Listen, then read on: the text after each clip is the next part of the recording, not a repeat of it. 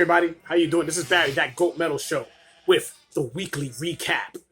All right, let's get into some fucking news, man. We got some news, maybe some bochinche. All right. First and foremost, we got Galder from Demon Wargear. He quits after 25 years, and he is gonna go and revive Old Man's Child. I guess this is something that was in the works for a little while. I guess maybe just getting the itch. But I'm going to read his statement, all right? He said, yesterday I played my last show with Dimo Borgir. After 25 years of making music and playing with Dimo Borgir, I've decided to leave the band. I've been thinking about this for years, and as many of you have been pointing out, it's time for Old Man's Child to get on stage again and finalize in a new album. I wish the best for the other members of the band moving forward. So, I mean, he's 25 years of Dimo Borgir, I guess he just wanted to get back into doing his own thing, which I guess is okay, man. I mean, I guess it was mutual and there was no problem. So no metal bochinche there. Sorry, man. All right. Next, we have Coroner. It's going to release their first new album in more than 30 years. They claim it's going to be a little bit more mature and more song-oriented than the past releases. From my understanding, I know I did an episode where we talked about Coroner. It was like almost 2 years ago that they were discussing about making their comeback. But with that, I mean, I guess they finally got the wheels running the right way, and they're gonna be putting something out real soon.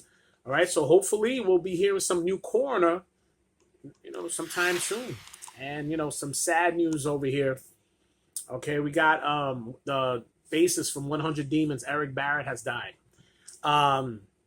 According to the post that his band members put, they said they basically it was something that wasn't expected. They didn't say exactly what was it that he passed away from.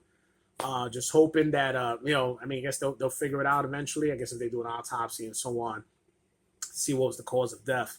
But it's just a shame, man. Young guy, and it sucks, man. Wasn't a good bass player too, it's a shame. All right, then we're gonna go into some Maiden news. All right, my man Steve Harris, all right, one of my favorite bass players. He defends the Blaze Bayley era of Iron Maiden. Now, look, me myself, I was never really a fan of those Blaze Bayley albums. I'm just like, there was only a few hands that really liked the X Factor and Virtual. Was it Virtual 9 or Virtual 9, Virtual 11, what the fuck, whatever Virtual was. But yeah, those albums didn't do nothing for me.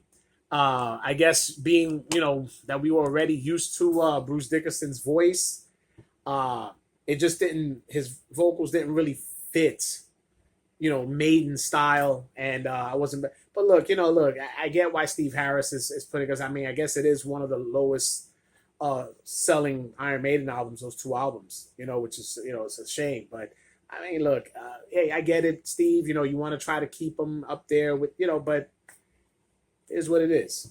It is what it is. Sorry, Blaze, but look, that's just the way it is. I mean, unfortunately, that was when Maiden had to make a business decision and get amends back to Bruce Dickinson and get Maiden back to what they were. So we'll put it like that. And then we have some other news here.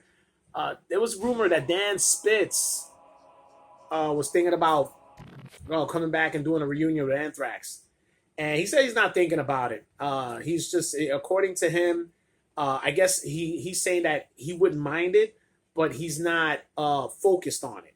He's fucking around with crazy expensive watches. He's enjoying that, as a clock master and just doing his things with his watches and just doing his thing.